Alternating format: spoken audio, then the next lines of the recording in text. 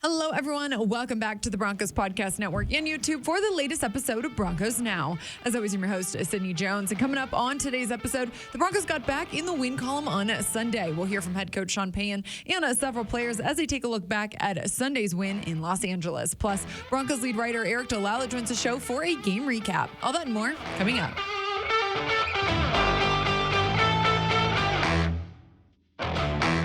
The Denver Broncos got back on track on Sunday in Los Angeles with a 24-7 win over the Chargers. And we heard today from inside linebacker Alex Singleton and running back Javonte Williams on what this bounce-back win means. You got to win division games if, everyone wants to talk about the playoffs and all that stuff. But, to get there, you have to win division games. And, this was, obviously the one on our schedule, for this last week. And, to go down there, take care of business, play the game, especially defensively that, we knew we could, go down there and play.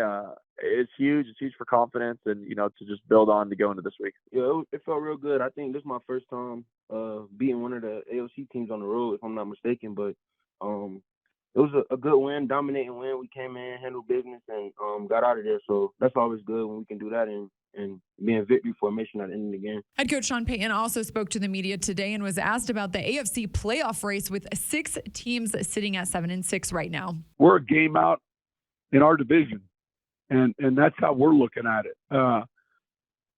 So, we kind of talked about this last week. This next quarter poll is going to obviously define a lot for a lot of teams, and fortunately, we're one of those teams. And we just got to focus on the next job. But it is unusual. I think it probably comes up a little more than we think. And moves around from the NFC to the AFC. Yeah, look, it makes it exciting for the fans and certainly for the TV. Head coach Sean Payton also went on to talk about tight end Adam Troutman's touchdown in the fourth quarter and how he drew up that play. You're seeing something on film from a playoff game a year ago. Sometimes it might be a clip you see 2 years prior, and you're counting on human behavior and you're counting on them seeing something and reacting a way in which you think they're going to. And so it was a play that came off of a 4th and 1 against Jacksonville last year in the playoffs. And, you're rewinding it, and all of a sudden you see something and then you begin to tinker with it, you put it in.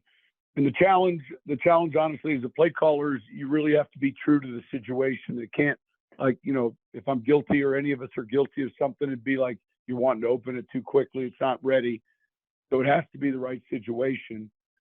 And I felt like at 3rd and 1, with the lead late in the game, it was kind of a similar situation. Got to have it, if you will.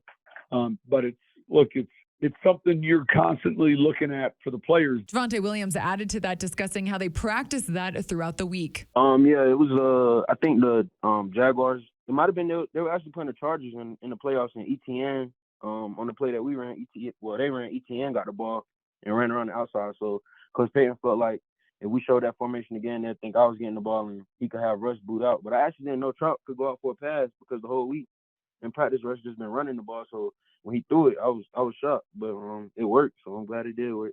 Plus, on the other side of the ball, head coach Sean Payton and inside linebacker Alex Singleton talked about how 6 different players recorded a sack on Sunday versus the Chargers. When you're starting to protect with 6 offensively, and if you look at McMillan, he plays the nickel. It's like the will, and PJ's over at the weak safety.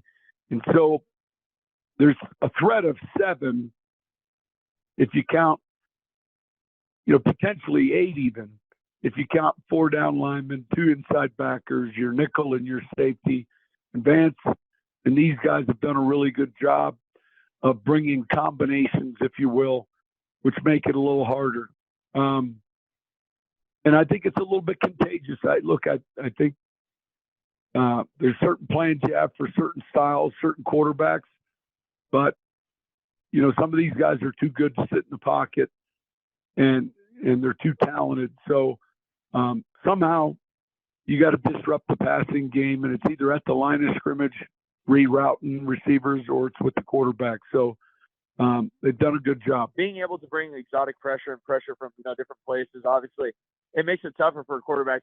Thursdays for most teams are that third down day. And, so to be able to sit there and, we bring a lot of pressure on first down too. So for guys that have to, all week kind of see that it's, not just, the ends or the D tackles, the backers, we send safeties, corners, everybody on any down. And it's, I think it's an advantage to us to kind of, I think, a few weeks ago, we've talked about like, instead of just playing to what offenses are doing, kind of go like, you're going to play to us. We're going to play how we want to play, and you guys are going to have to figure us out. We've been able to do that.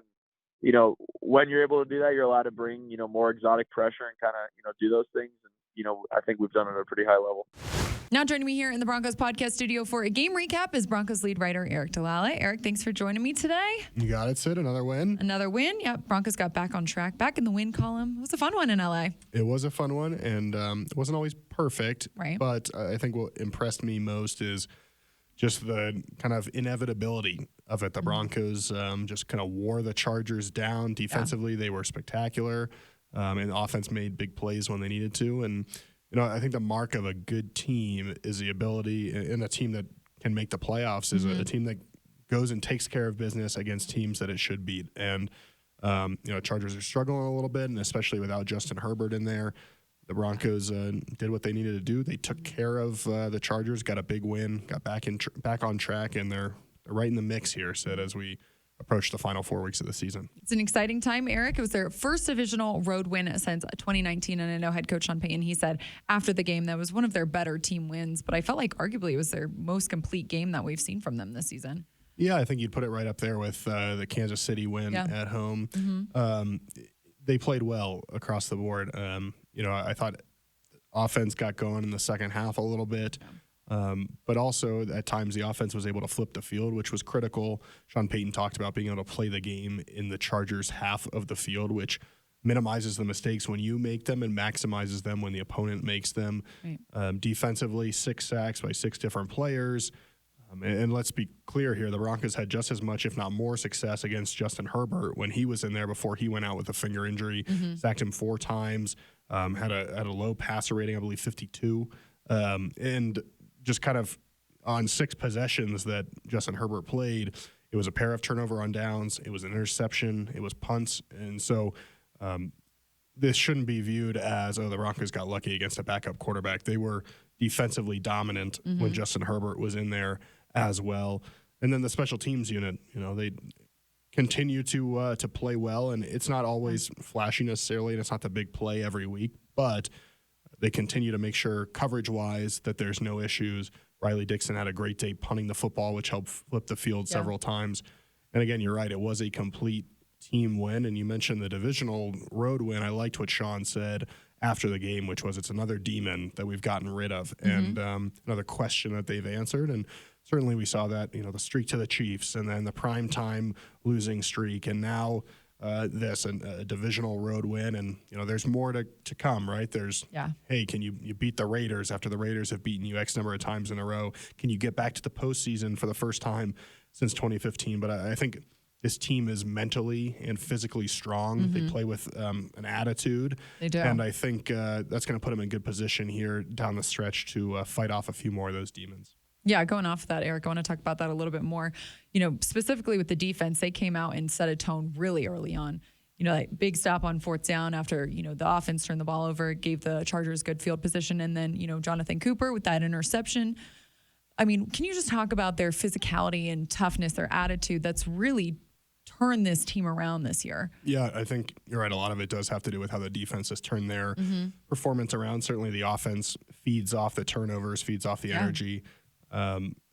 There were 2, I think, big moments early, right? One was that 4th down stop, and Mike McGlinchey said after the game, it basically changed the outcome of the game because the Broncos, after that interception on the first play of scrimmage, they're able to get a turnover on downs, not give up any points. They then flip the field. They go 50 yards and punt it down inside the Chargers' 10-yard line. That's when Baron Browning deflects the Herbert pass. Jonathan Cooper picks it off. And one play later, Javonte Williams is in the end zone for a touchdown that gives the Broncos a lead they never relinquish. So those were 2 big moments there. And the defense is playing well, playing fast. They're not afraid to bring pressure. Certainly having guys in the secondary that can cover and give you a chance to bring pressure and take chances helps. When you have Pat Surtain and Justin Simmons back there and Fabian Moreau's playing well, when you have those guys, you can bring P.J. Locke on a blitz. You can bring Jaquan McMillan on a blitz. And I think guys are excited about how many different players are getting opportunities to pressure the quarterback.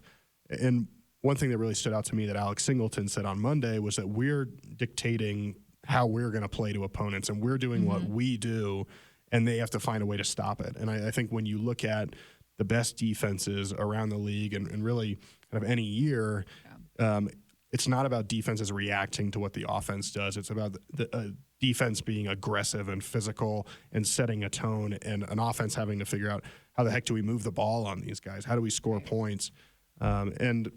So that's part of it, and just the ability to then respond when you do give up a big play to come up with a turnover or a fourth down stop on the next drive is big. I think the Chargers were 1 of 18 on 3rd and 4th down. That's the most attempts with only one conversion this year, the worst percentage rate of the season. And so I think it speaks to how good this defense played against the Chargers. Yeah, absolutely. Eric, you mentioned Javonte Williams. His touchdown was his first rushing touchdown of the season. I felt like the offense, they had success in the run game, just over 100 yards there. And then, we saw Russ, throw some explosives too. We saw that big one-handed touchdown grab from Cortland Sutton. He's been really fun to watch this season too. But the offense, they did find success later in the game, as you mentioned. Yeah, so it could save you some time if we just talk about Cortland's great catch and you just clip it out and we keep using it. We'd be outfit repeaters maybe, but I think he just keeps doing the same thing over and over, and it's impressive. Yeah. And there's something to be said, you might think, oh, you can't count on that explosive every game, but he's making some sort of spectacular catch every game. Every and so I think at this point you can count on him as a guy that's going to deliver. Obviously 10 touchdowns, first Broncos player since Demaryius Thomas and Julius Thomas in 2014. Kind of a nice moment after the game. Cortland talked about how much DT meant to him and how he modeled his playing style after DT. That was pretty cool to hear him talk about. But yeah, he's playing well. The running game got going. Samaje Perine in the 2-minute drill. 2-minute Samaje. Could maybe get that going nickname. A little bit. Yeah. I feel like we can come up with something more clever. Oh, okay. I thought it was nice, but okay, we'll keep thinking. The run game, like you said, was good, especially late in the game. There was a 7.5-minute drive where they converted a bunch of third downs. Guys broke tackles. They ran the ball well.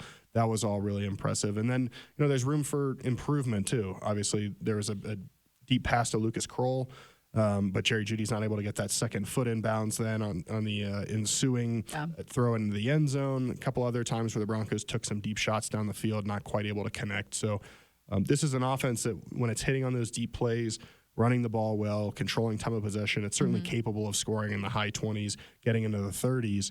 It's about putting that together. And, this was a game, too, where I think in the fourth quarter the Broncos didn't have to push it too much against a quarterback that was struggling, an offense that was struggling. And so they kind of were able to just run some time off the clock and take control of the game. But certainly the offense showed that it has the ability to make those big plays, especially when it's not turning the ball over. Definitely. Yeah.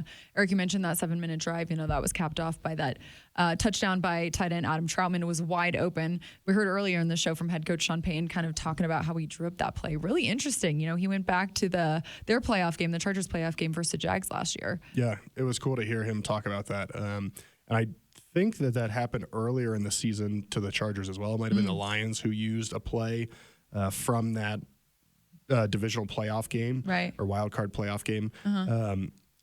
But that just speaks to Sean Payton's prowess as an offensive coach, and to be able to look back at that and say, okay, well, they ran this play and it worked really well for Jacksonville. And so if the Chargers see that again, Brandon Staley is going to call a defense that and key these guys on the defense that, hey, they're getting the ball here. They're going to run it wide. We got to get this stop. And then boom, Russ, play action fake, reverses to his left. Javonte said actually that Russ had run the ball every time in practice that they ran it this week, so he was actually surprised to see him throw it to Troutman. He didn't even know that Troutman was going to run a route, but he was wide open there. And it's a cool play. I think, it was a cool play, and I think these offensive coaches, the best ones, they're always looking for more. And Sean was talking about, hey, he's going to look at, I think, 63 touchdowns this week. He's going to look at all of them, and there might be 18, 20 that really stand out to him as really well-designed plays. He'll take those, see if he can take anything from it, and maybe it gives you an edge in another game down the road. But he did say that there's nothing better than when you see something like that, you scheme it up, and then it works and gets you a big touchdown. Yeah. Eric, it's crazy to think sitting at 7-6 now, we're one game behind the Chiefs. So, I mean, one game out of first place in the division. Yeah, it's still going to be, I think, a tough road here or a tough battle to win the division. You probably might need to win out, and would require the Chiefs to drop a game to either the Chargers or the Raiders to get the tiebreak back in your favor. But the Broncos overall, I think, just who would have thought sitting at 1-5 that the Broncos would be able to make it all this way back, be within a game of the Chiefs, and their focus is on the division. So see if they're able to do that. Certainly in good shape in the wild card standings. Bunch of teams at 7-6. But yeah, this Broncos team continues to impress me in terms of how they respond. Certainly, that hasn't always been the case over the last few years. And this team, whether it's 1-5 and getting back to 6-5, or it's in game struggling early and finding a way to get a win, or this week finding a way to get that first divisional win on the road since 2019, finding a way to put the loss to the Texans behind them, staying right in the playoff mix. That shows you again that mental and physical toughness, and they're playing like a good team right now. It's been really impressive. Yeah, exciting stuff here for the final few weeks. A lot to be on the lookout for. Yeah, it's great. Appreciate you coming on the show, Eric. You got it, Sid. That's going to do it for today's episode of Broncos Now. Broncos Country, thanks so much for tuning in. I'll meet you right back here on the Broncos Podcast Network and YouTube tomorrow for another episode. I will see you all then.